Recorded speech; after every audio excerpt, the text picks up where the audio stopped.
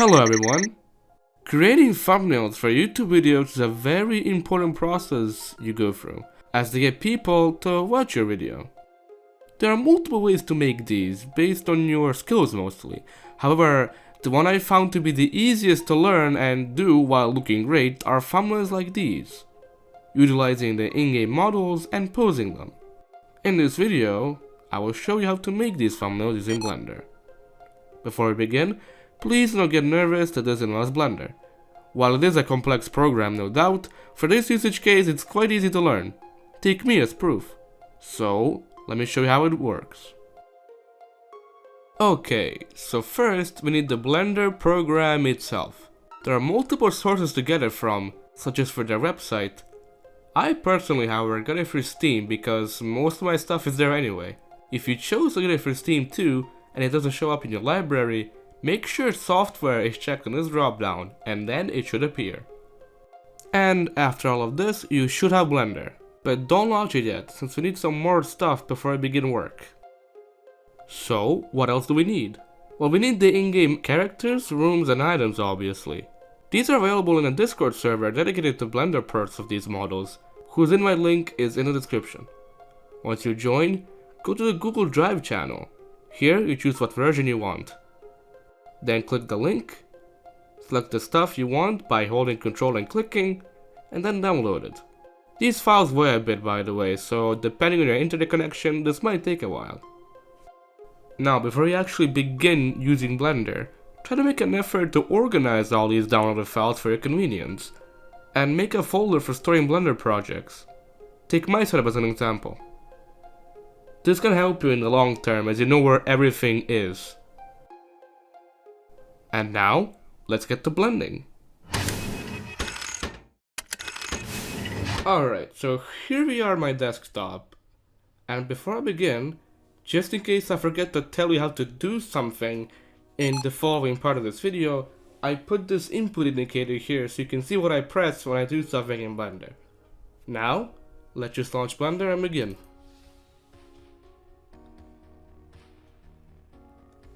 On this screen, just choose General. I don't believe this matters much. And now I will explain how you can move your camera and manipulate the objects. So, to move your camera, hold middle mouse and just move around. As you can see by the orange highlight, the cube is currently selected. Just click anywhere and it will not be. In order to move your camera elsewhere, just hold Alt and middle click again. This way, you're not limited to like one spot and just rotation. I'll focus back on the cube because I want to show you some object manipulation. You'll select it by clicking, or by clicking its thing in the file browser, I guess. Then just click move in this bar here and you have some controls. This is a very basic movement, but for our case, you don't need to learn much more. Rotation is also a thing, by clicking this button, so you can see you get a circle, each represented their axis. You can also just move by holding on this orb and moving your mouse. Control Z will undo and Control Shift Z will redo. You can also just go to edit here in case you don't want to press these shortcuts. And the last thing is scale. As you can see, pretty self-explanatory, and this works for most things, including humans and rooms. And this is just everything I mentioned in one. So you might find this more useful if you're into this sort of thing. As you can see, these arrows are movement, this is scale, and this is rotation. I'll now proceed to delete this cube by pressing the delete key, or you could just go and do it here. I'll delete these base objects since I'll show you how to add them later. Now, you have two ways to create a thumbnail. You can press Shift A in object mode and add a mesh, such as a plane. Scale it, rotate it, like so. And then go to textures, material, go to new, let edges do its thing. Okay, and then enable viewport shading. This will enable textures for rooms and for what I'm about to show. go to base color and make it green. So in case you're using Photoshop or something, you can pose your character in front of this, then use the magic tool or chroma key or something similar to remove the green background. In this video though, I'll show you how to add the room and everything to make it more realistic. However, you can apply everything you learn here on this to make it less time consuming. I'll delete it once again, just so you know. Alright, so we'll go to your file browser, and I hope you organize everything. We'll be adding a room now. I'll use heavy containment because it's the most interesting thing right now. And I'll use micro room since it's kind of small. However, these rooms still do take a lot of hardware power to run. So before loading, disable texture so it loads faster, and then add it. You just drag and drop, click append because this will duplicate the room instead of editing it. This way you have like your own thing to do here with it. Anyway, after you open this file browser, go to collection and add it. As you can see, this collection is selected, so it'll be added under this one. Collections are basically folders within Blender you can use to organize your models and props and whatever you might use. Anyway, since I loaded this before, it was fast, but for first time loading this room, you might need some time. Anyway, it currently looks like expired milk, so let's just go here and enable textures again. This will take time as it loads, but here we are. I'll just press Alt to focus in and zoom in. And in case you want to move your camera a bit more precisely, you can press F3 to open a search bar and go use walk navigation. Just like playing SL or any other FPS really, you can just move around. And all the controls are down here when you use the tool. You can't really see it because of my input indicator, but you will see it when you use Blender. Anyway, I'll just go back here and click to save my position. In case I do a mistake while moving something or move my camera, I can press escape to go back to my original spot. Anyway, I'll just put it here for now. And to disable these lines for better visibility, you go here and disable relationship lines in this drop down. I don't see a use for them in our use case, but if you need them, they're always here. Alright, so now that we have our scene, let's save the project folder. Project. Just name it tutorial 2, I already tried this before. And from this point on, just regularly save. It's about to make changes and add someone here. Right, so you'll do the same procedure. Just go to Blender, Humans, and a lot of guard here since it's kind of my thing. But before I do, I'll make a new collection by going mouse to new collection, renaming it to guard. Guard has a few collections, so just in case I don't need some, I can delete them here and organize them. As you can see, there's 3, but I'll just choose this one since it will add everything. And here's our boy. And you need the skeleton, by the way. You could just delete it because we're going to be using these circles and cubes and such to move his limbs and other stuff. Anyway, while we're in object mode, we can just move the guard by himself without really moving any of his limbs and so on. To gain access, you'll just select his skeleton, go here, and go to pose mode. You'll notice you did it right because they'll be colored. And from here, you know what to do, kind of. Just click what you want to modify or move. I'll press G for this shortcut to move, and as you can see, it works. However, you will notice that this moves weirdly. This is because I'm moving the boot individually and not the whole hand. You'll just press this red oval shaped shape and then as you can see the hand will move kinda naturally relative to the hand's position.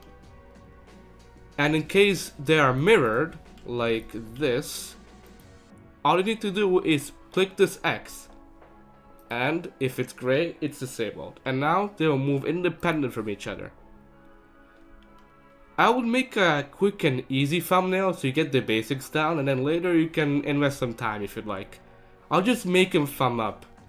So first I'll just make him stand more naturally. I'll use the leg controller here.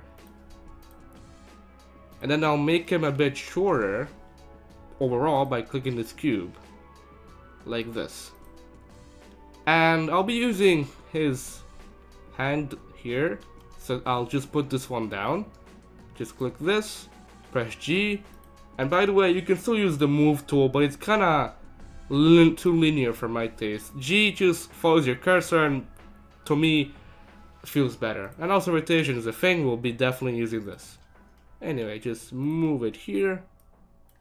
Put it like so. Let's just put it on the pouch.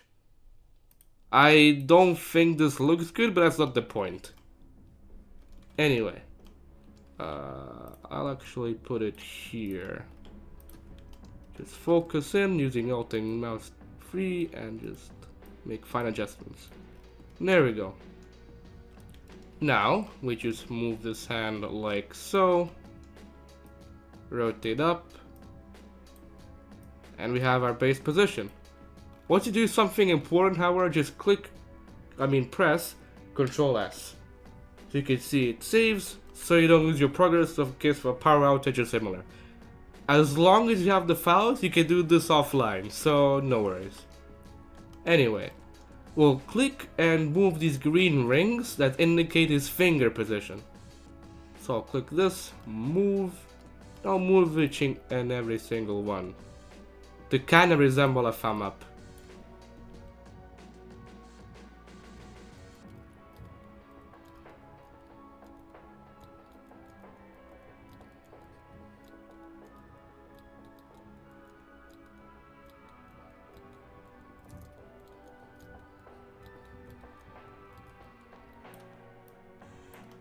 Okay, we have something here.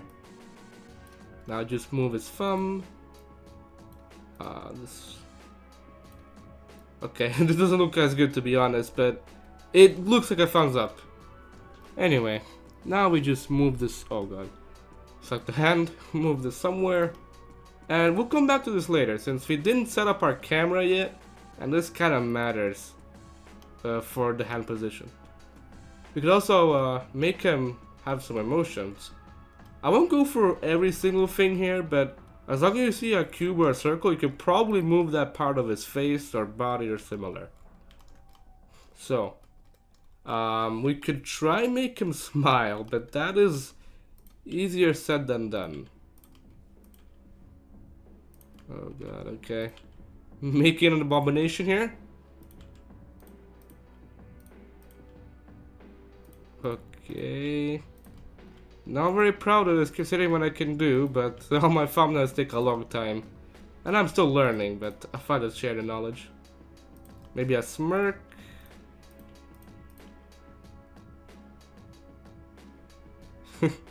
Okay. Sure, this is fine. And by the way, if you want to preview something real quick, you can just remove all of these lines by pressing this button, Show Overlays. And now you can see how he looks right now without any distractions. I'll move this a bit forward if I can.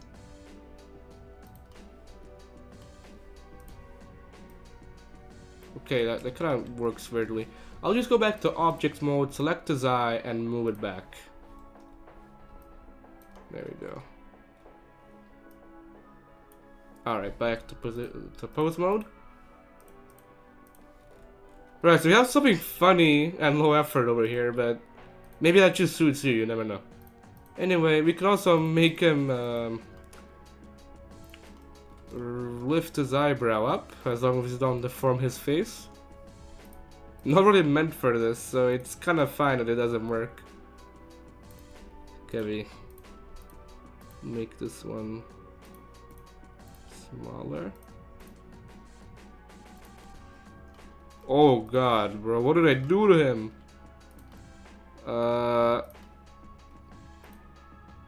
Sure that works. Oh, okay, we're getting somewhere. This could be a very fun process, by the way, so don't think of it as a chore, just try and imagine and have fun and create something, basically. So, we have him. And to move his eyes, just click this Google's looking thing. And we'll move this when we have a camera set up.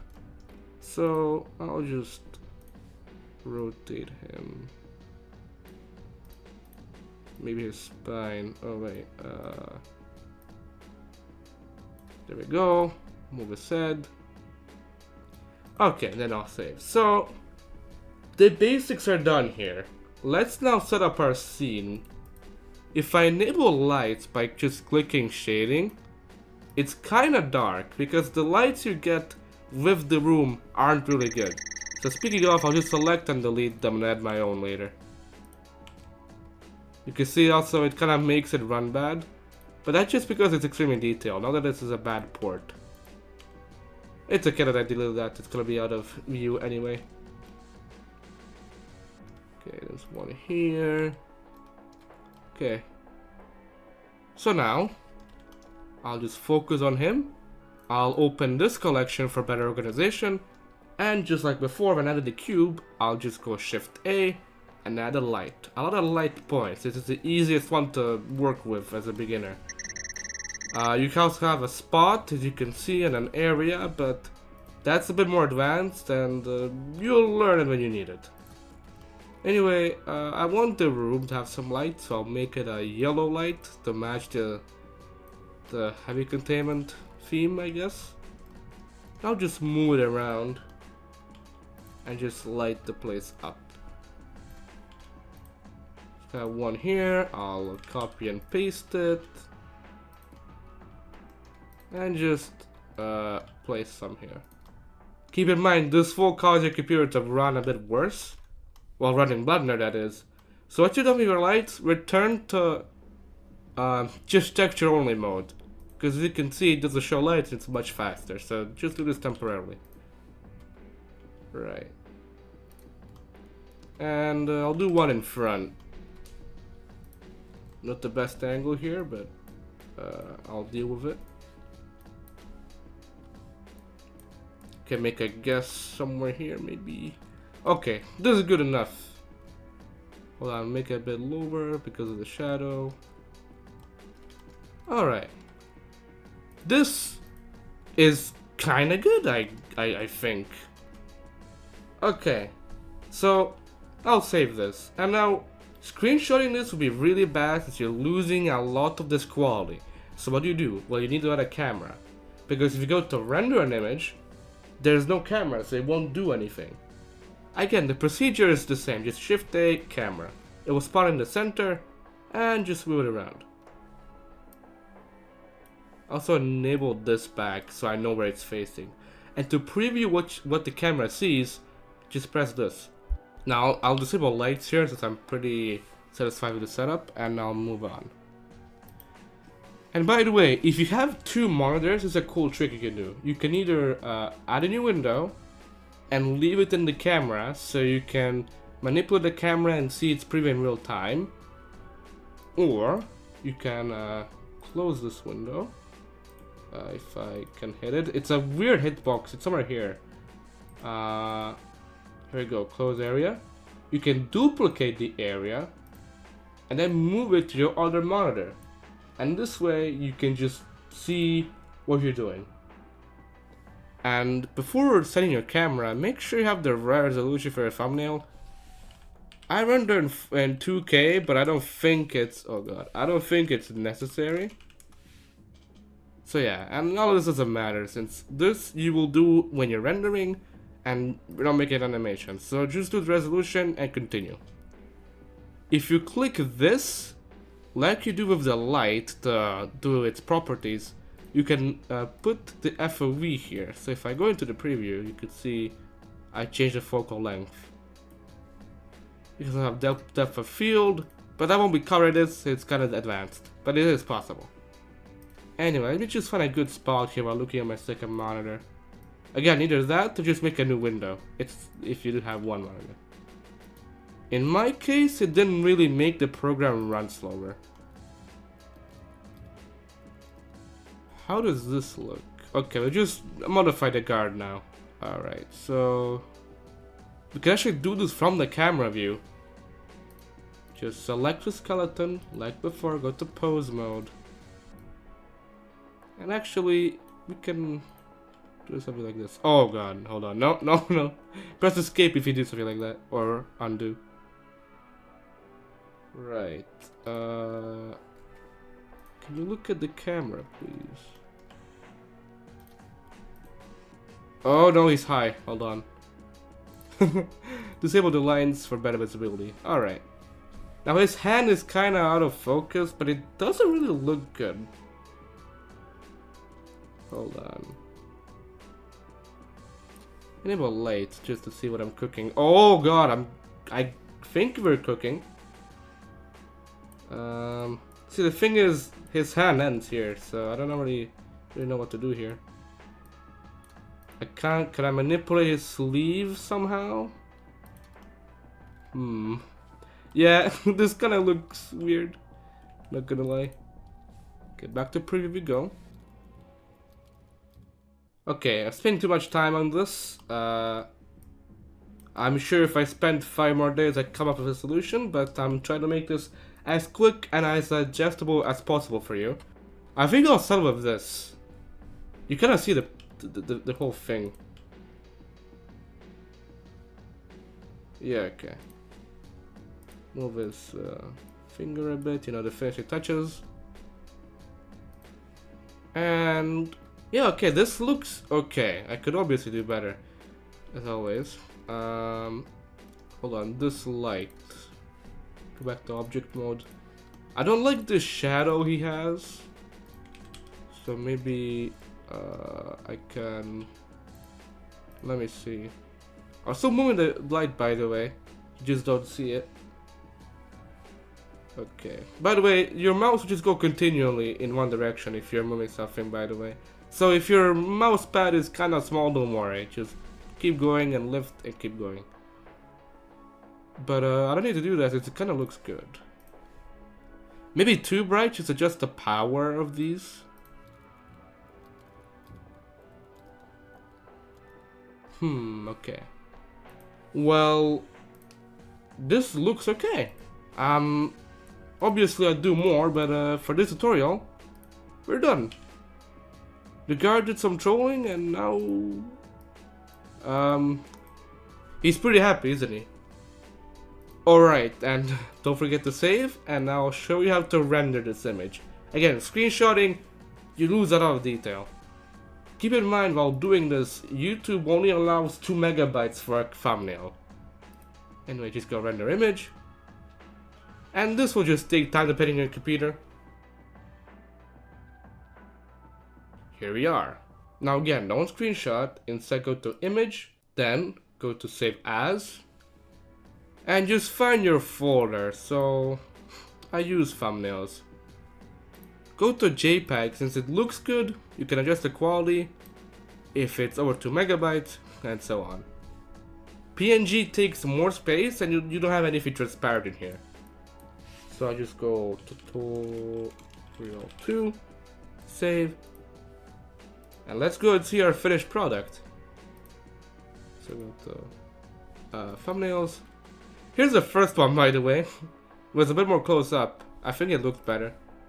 Okay, 2.25. So this is a bit over the limit. Again, just when you're saving, just go here and see what quality slider matches your desired file size. But yeah, anyway, open this and it looks good. You see it's 2K, whatever resolution you want, and so on. And if the render doesn't look good, you have this option of increasing samples.